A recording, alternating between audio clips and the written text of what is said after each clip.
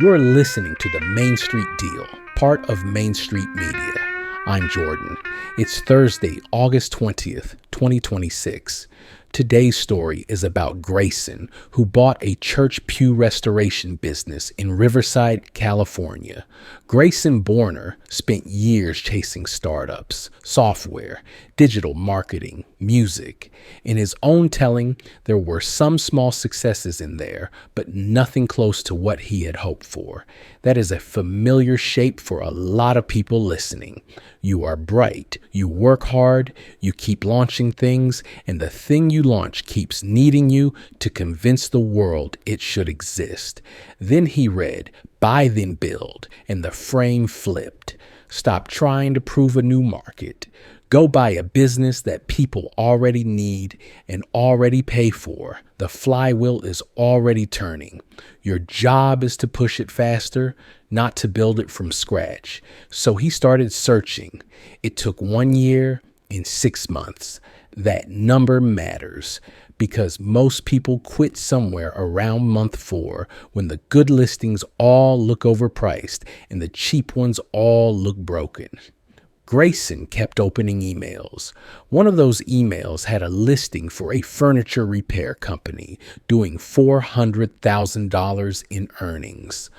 Furniture repair? Vague enough that most buyers would scroll right past it.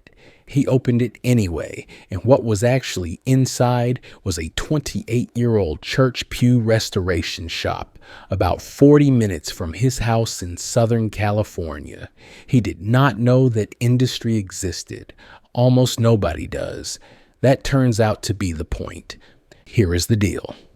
He paid 3 times sellers' discretionary earnings on $400,000, so roughly $1,200,000 for the business. He financed it the self-funded SBA way, an SBA loan with his own equity behind it, and he chose that deliberately. He could have chased something bigger with a traditional search fund and outside investors.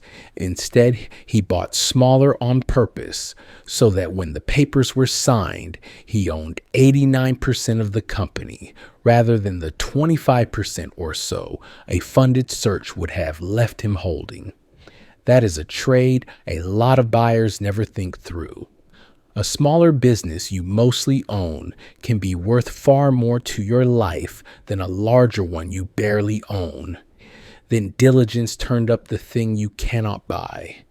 A competitor, several times the size of his target, had recently shut its doors, and that demand had nowhere to go. It was already flowing toward the shop he was about to buy. Churches do not stop needing pews refinished because a vendor closed. They just call the next name on the list, and there were suddenly very few names. The business grew so fast while he had it under letter of intent that by the time he closed, the price he had agreed to at 3 times earnings was effectively closer to 2 times the business he actually took possession of. That is the cleanest version of a good outcome in this world. Not negotiating a seller down, buying a real business at a fair price right as its market tilts toward it. Year 1 has been what you would expect from a first-time owner in an industry he had never heard of. He is on track to do $2 million in revenue this year, up around 50%. He also had his welcome to small business moment, and has involved a stolen company truck and a high-speed police chase in Oakland. Every operator gets one of those. Nobody gets to schedule it. Here is what I want you to take from Greyson's year, and it has 2 parts. The first is about how you search. He found this business because the listing was boring and the label was wrong.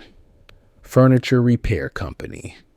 That title told him almost nothing, which meant it also told every other buyer almost nothing, and most of them kept scrolling. The listings with clean industry names and obvious stories get 20 inquiries. The vague ones get 2.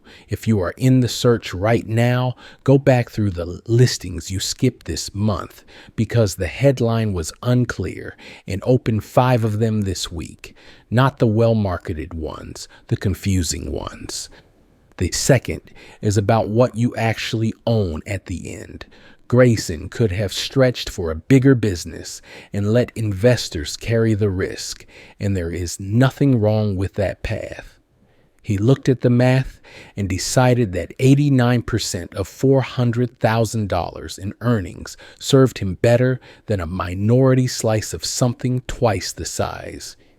Before you fall in love with a deal, run that number. Write down what percentage of the company is yours the day after closing and what that percentage is worth to you in 5 years. A lot of buyers optimize for the size of the business and never once calculate the size of their own piece. None of this was easy, and none of it was passive. He searched for 18 months, borrowed against his own name, learned an industry from zero, and spent year 1 dealing with problems like a truck being chased through Oakland. But the business was already needed, already paid for, and already running when he got there. That is the trade. That's it for Thursday. Find all of Main Street Media's shows wherever you listen. Subscribe, leave a review, and I'll see you Monday in the deal room.